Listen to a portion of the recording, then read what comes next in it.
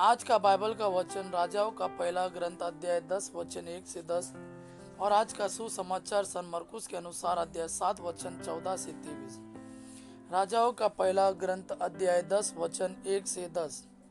Sheba की रानी ने सुलेमान की कीर्ति के विषय में सुना था और पहेलियों द्वारा उसकी परीक्षा लेने आई।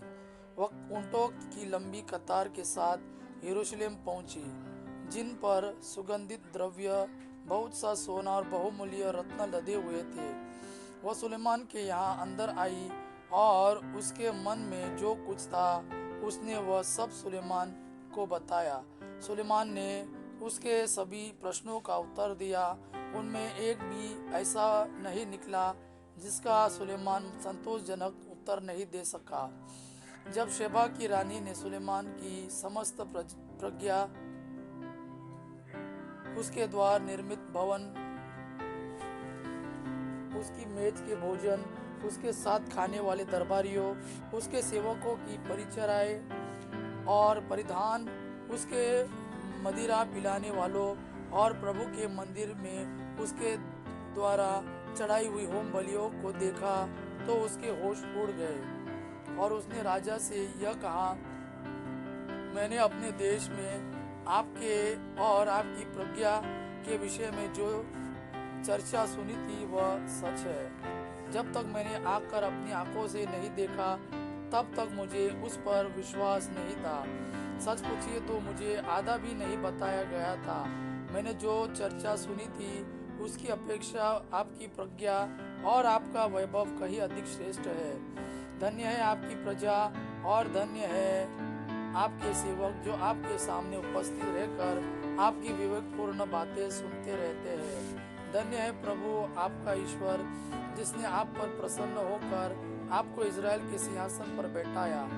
इज़राइल के प्रति उसका प्रेम चिरस्थायी है, इसलिए उसने न्याय और धार्मिकता बनाए रखने के लिए आपको राजा के रूप में नियुक्त किया है।